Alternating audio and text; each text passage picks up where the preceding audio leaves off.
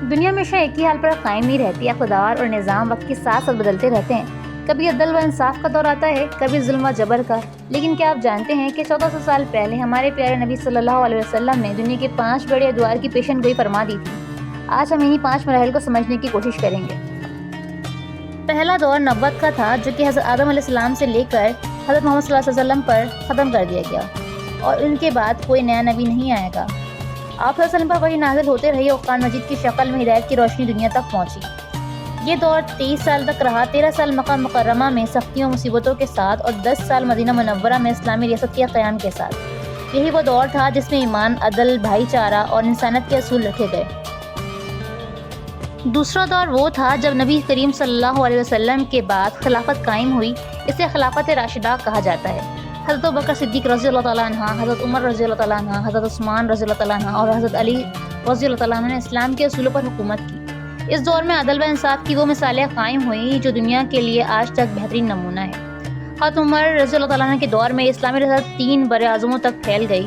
یہ دور تقریباً 30 سال تک رہا اور نبی کریم صلی اللہ علیہ وسلم نے خود فرمایا تھا، میری بعد خلافت 30 سال تک رہے گی، پھر بادشاہت آ جائے گی۔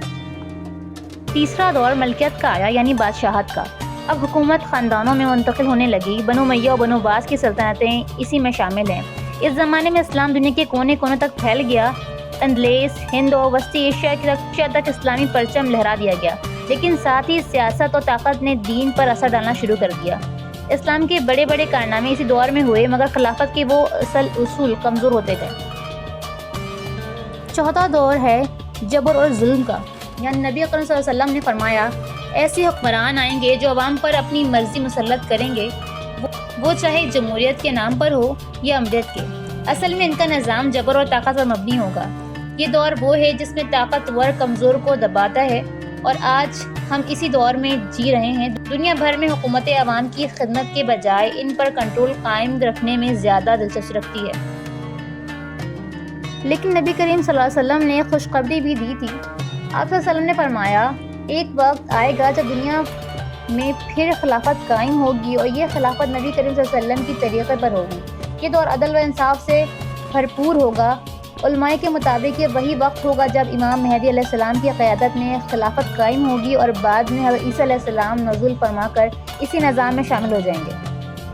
یہ وہ سنہری وقت ہوگا جب ظلم کا خاتمہ ہوگا اور دنیا میں جو نبی کریم صلی اللہ علیہ وسلم نے دنیا کے 5 بڑے ادوار کی پیشن گوئی فرمائی، یعنی نبوت کا دور، خلافت کا دور، ملکیت کا دور، جبرانہ حکومت کا دور، دوبارہ خلافت قائم ہونے کا دور۔ یعنی کہ آج ہم چوتھے دور میں ہیں، لیکن ایمان رکھنے والے جانتے ہیں کہ وہ وقت ضرور آئے گا جب دنیا عدل و انصاف سے بھر جائے گی۔ یہ نبی کریم صلی اللہ علیہ وسلم کی سچی پیشن گوئی ہے، اور اس میں ہمارے لیے امید اور ہمت کا پیغام ہے۔